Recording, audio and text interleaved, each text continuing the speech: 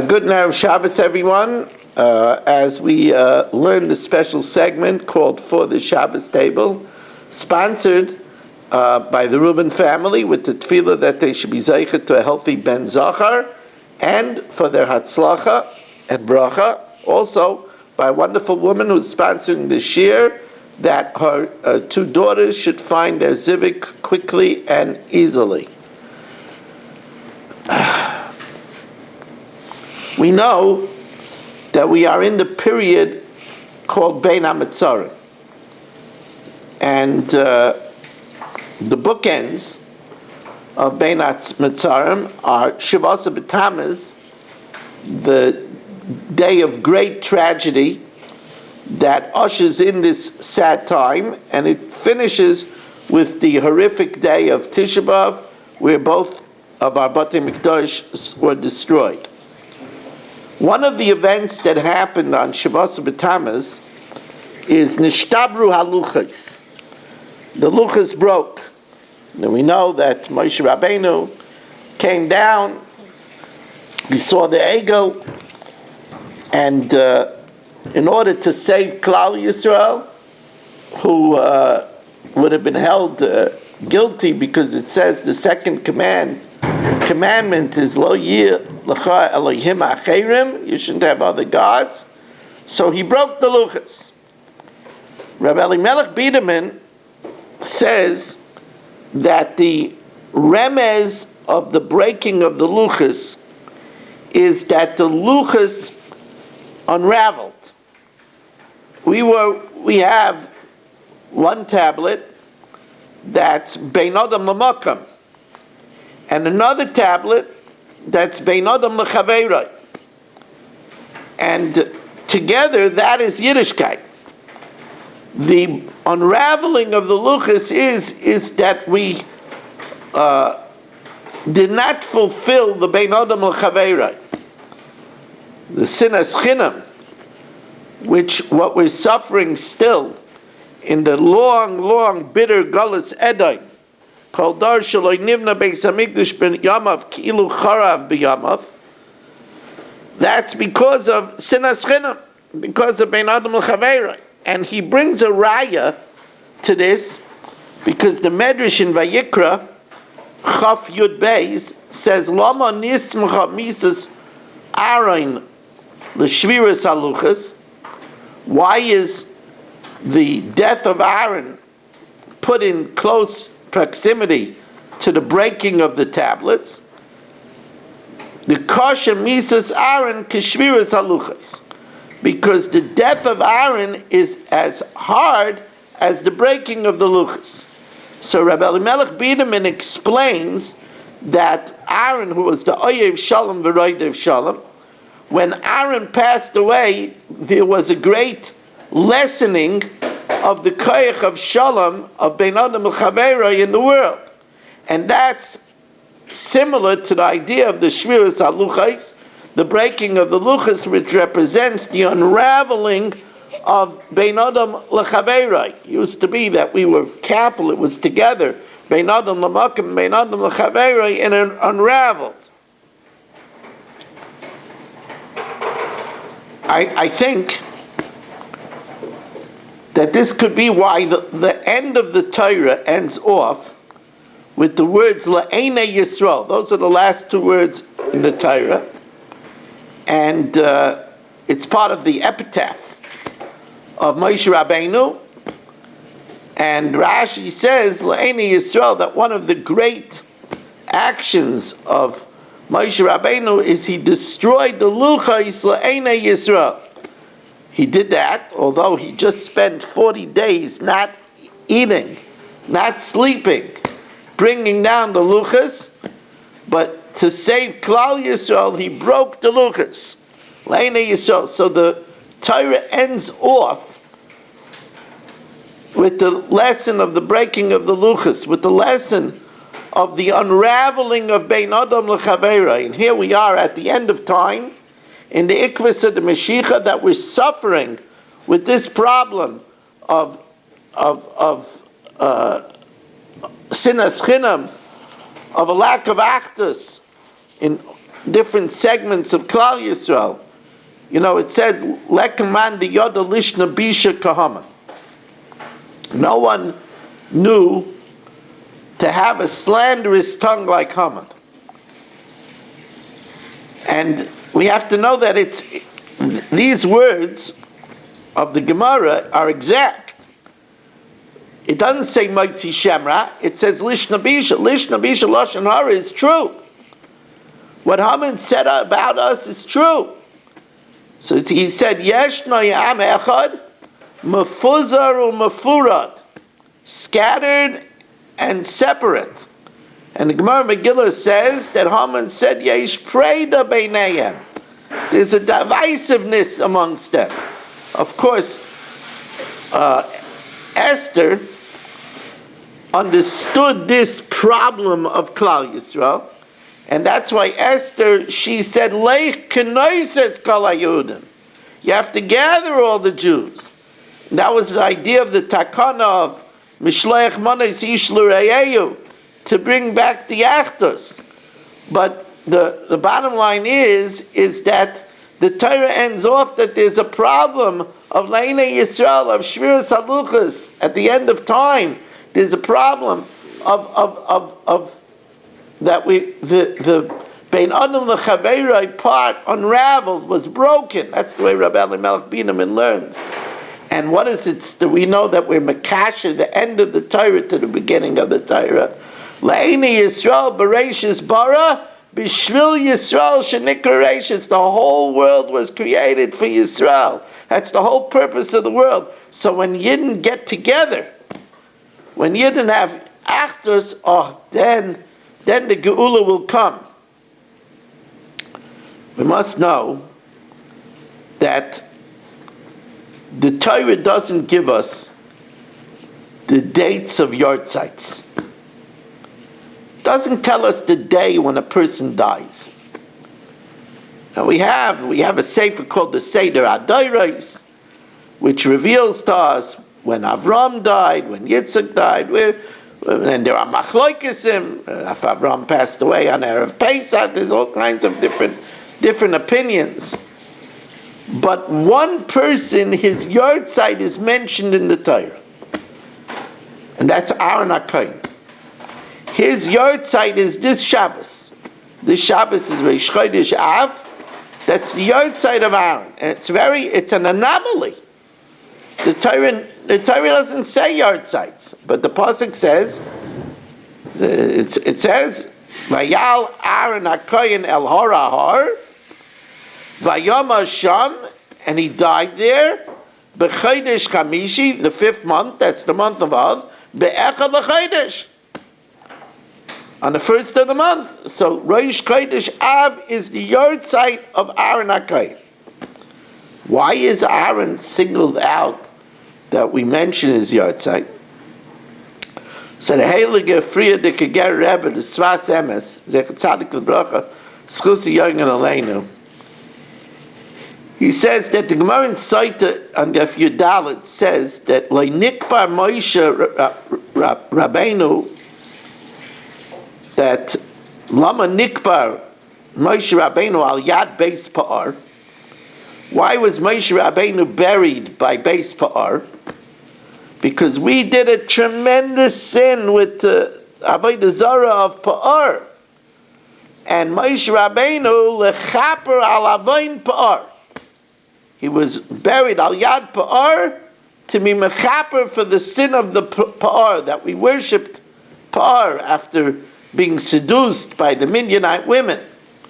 Says the Sfas Emes, just like Moshe Rabbeinu was mechaper through Mokaim, Aaron was mechaper bizman. Because here we come to Rosh Chodesh Av. It's a terrible time. It's a terrible time. Mishnichnas Av mematin b'simcha. All kinds of horrors happen, starting with the killings. So much killing. Yosefan says that in a few days, of the destruction of the temple, millions of Jews died. Yosef, the historian, is quoted by Rashi. It's a horrible time. This is a time that was fraught with sinas chinam. And therefore, Aaron's yahrzeit was on Rosh Chodesh Av, that Aaron's shalom should be mechaper for the time. Right? Gedolei Misa Tzadikim shemechaperes al adar. It's mechaper.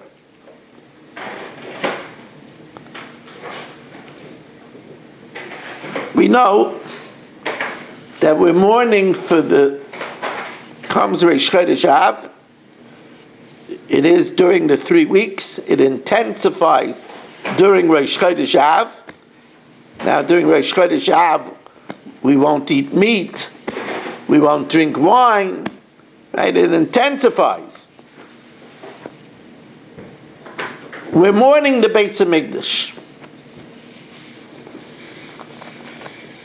Thinking Jews know that there's sickness in the world,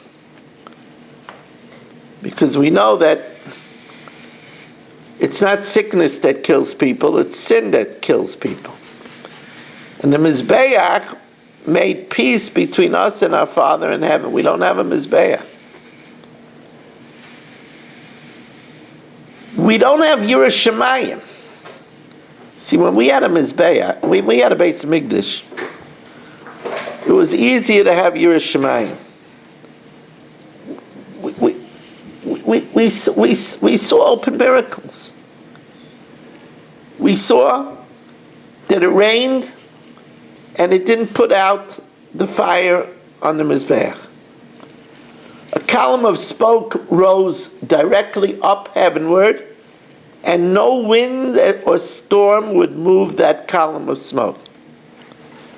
We saw steam coming out of the bread of the lechem aponim, even though it was on the table for a week. There were open miracles. We did Aliyah L'Regel, and we went up to Yerushalayim, maybe 1 million Jews strong, and we all fit in the Azara. The Azara was not Madison Square Garden. We all fit in the Azara. You have Olympics come to town, you can't get a hotel room for miles. For miles. 1 million Jews come up and they all fit in the old city. They never said, Sarli Hamakim. I mean, we saw that. That's why at the end of Shemona Esrei we say, Ratzim Ufanecha Hashem Elokeinu V'Elokei Riseinu She'abana Beis HaMikdash B'meir V'yameinu V'seichel Keinu V'Sorisecha V'sham Na'avodcha B'yira. There will serve you with fear. As a matter of fact, the Chinuch says that the mitzvah of Ma'aser Sheni, that in the 5th, 2nd, 4th, 5th year of the Shemitah cycle, we brought the second tithe to Yerushalayim, it was to get people to go up to the Beis HaMikdash and become Yarei Shamayim. That was the purpose.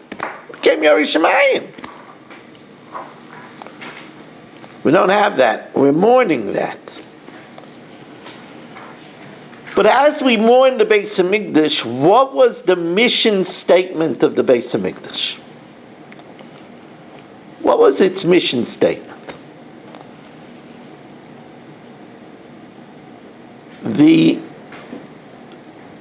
There was a change of guard. There were 24 divisions, 24 mishmaros.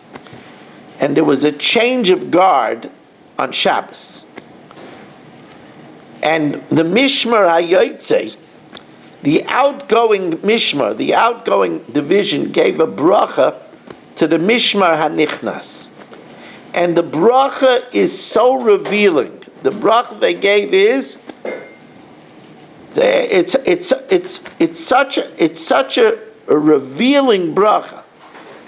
They said, Mi sheshikein shmoi b'bayis hazeh.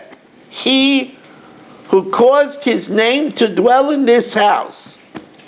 That's Hashem. Yishkain beinechem ava v'achva v'shalom v'reis. He should cause to dwell amongst you love, brotherhood, peace, and friendship. That's the Beis Hamikdash. The Mishmar told them everybody should operate with love, brotherhood, peace, and friendship. And that's why we have in our shuls, in our Mikdash Ma'at, what makes our Mikdash Ma'at similar to the Beis Hamikdash?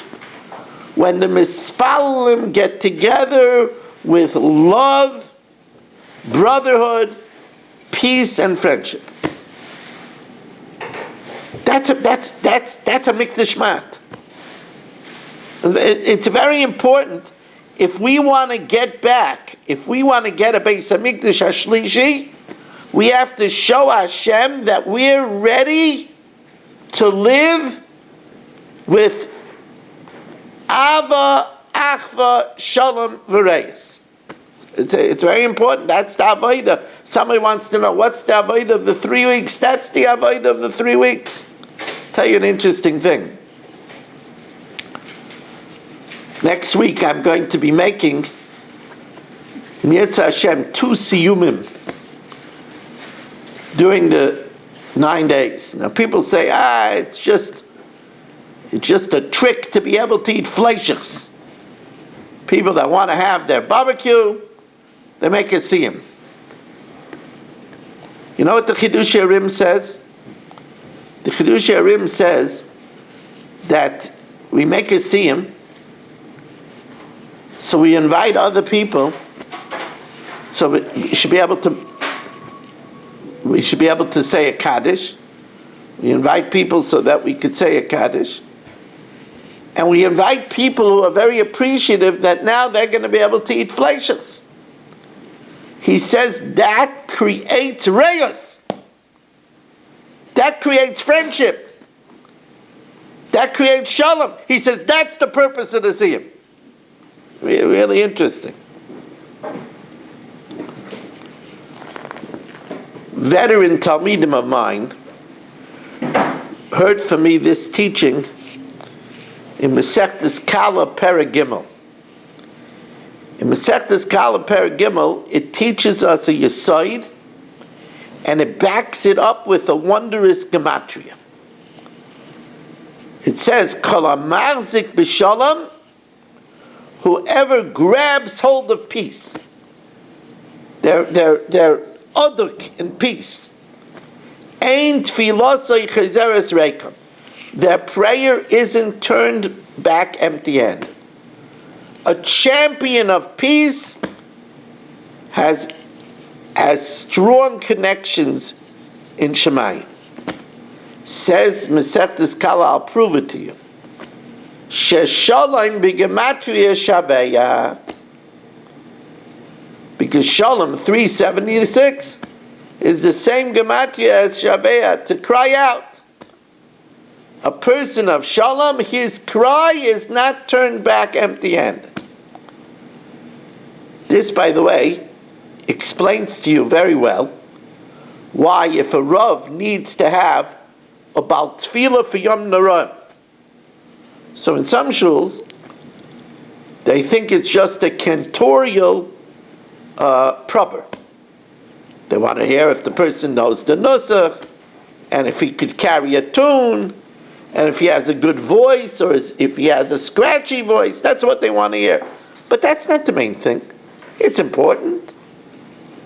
It's important. It's covered to Hashem that it should be able to be nice davening. But what do we look for when we look for somebody to daven? We look for a person that's ma'urav imabriyais. Ma'urav means mingles well with people. That's the ambassador. Why? Because in Murav Mabriyas is an Ishalom, and we just learned in Masechtas Kala, Kol ha'machzik b'shalom ein tfilasei chazeres rekam. His prayer doesn't go empty-handed. Therefore, just like Shaveya is Yeshua. Just like our cries are answered when a person is a person of peace, so also the Yeshua, the Yeshua of the Mashiach will come when it's not easy. It's not easy. If you don't get along with people that are like you, you're not a mensch. The trick is to get along with people that are not like you. You don't have chemistry with them. But to be a mazik b'shalom, to learn to get along with all kinds of people. Oh, then the reward is ein tfilasei chazeres rekam. Your prayer is not turned back empty-handed. Now, I want to get a little personal. This Shabbos, Rosh Chadash Av, I will, be'ezus Hashem, say the Haftarah and lein the mafter and daven musaf at the Yitzarta, because it's my father's yahrzeit the coming week.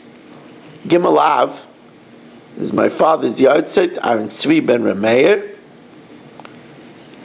and it's very appropriate because Aaron HaKayin, Aaron, Tzvi means a desire, Tzavi means a desire.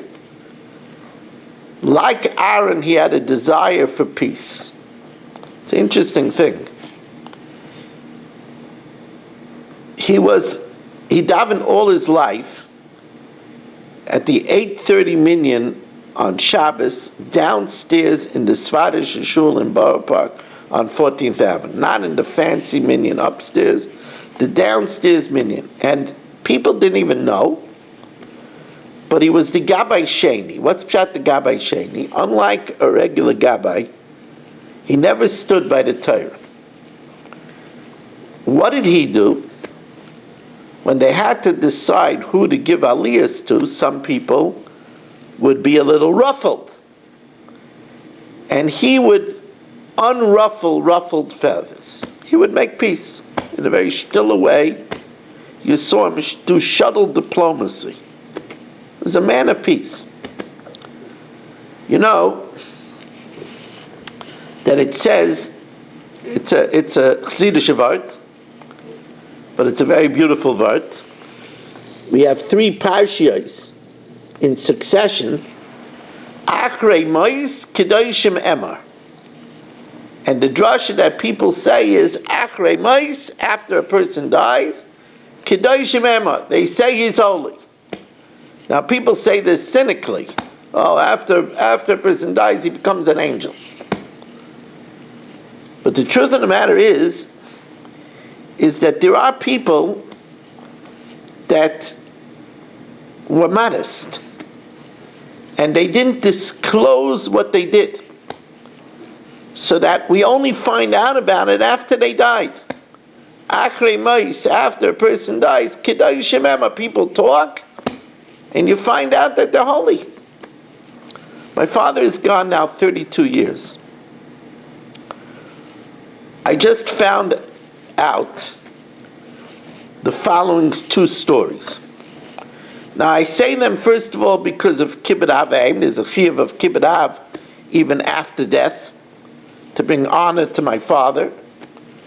I say it because it says that if we learn from somebody, it brings an aliyah to his neshama. It brings it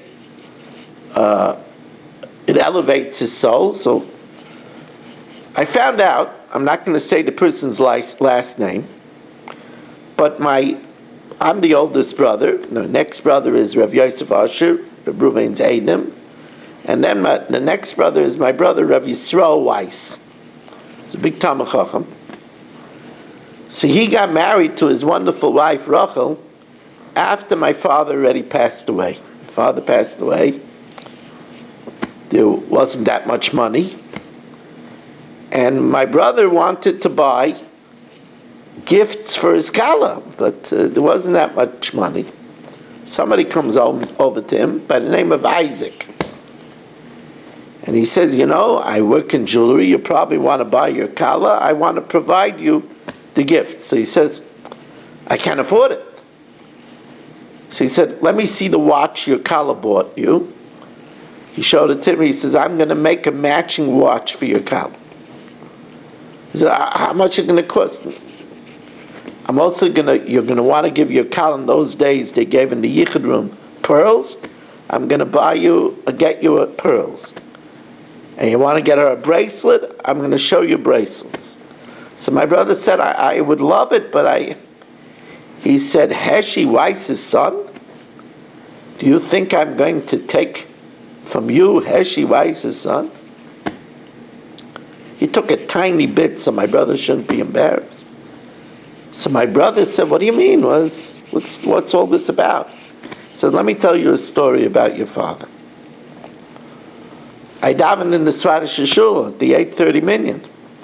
One day your father quietly sits down next to me and he says, listen, Chas v'sholom, I won't tell anybody. I'm not saying this to embarrass you, but I'm sure it gives you grief. I see you davening with the siddur upside down. So I understood that you don't know how to read. I'm going to teach you how to read. And he started telling him, Aleph Patach A, Beis Patach Ba. He taught him how to read. His whole life he davened because of my father. I never knew this. My father never talked about it. My father, unlike me, was an early to rise, early to bed person. It wasn't my choice. The Nazis in Auschwitz got them up for roll call, like at 4:30 in the morning. If you stayed in bed, you were shot. So he sprung out of bed. And since then, he couldn't sleep past 4:30 in the morning. He went to the first minyan in the Svadish shul, but then he would leave right away by train to Manhattan. Now,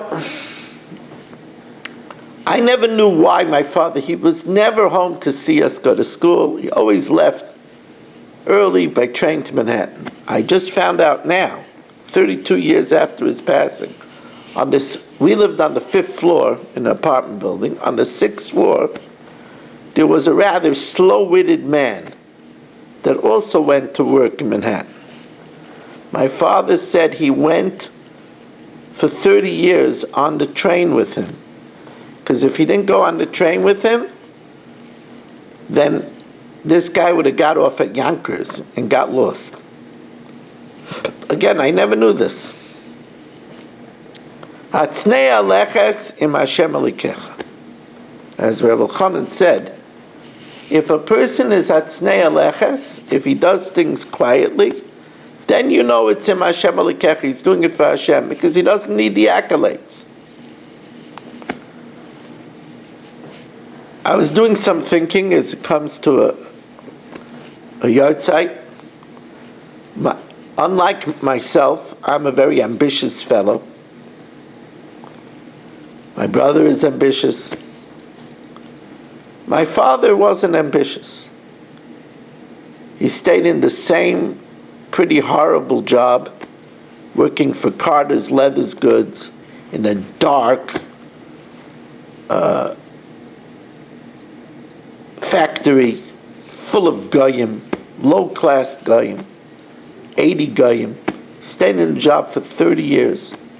He stayed in an apartment on the 5th floor of an apartment building for all his life. For all his life. Today, none of the kids would be satisfied to live. Now, they have to have big houses, they want swimming pools, they want 2-car garages,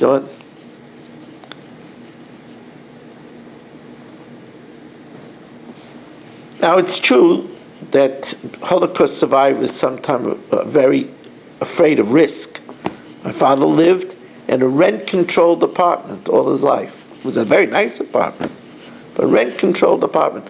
Till the 90s, he didn't pay more than $560 rent. But where was he ambitious? He was ambitious for his children.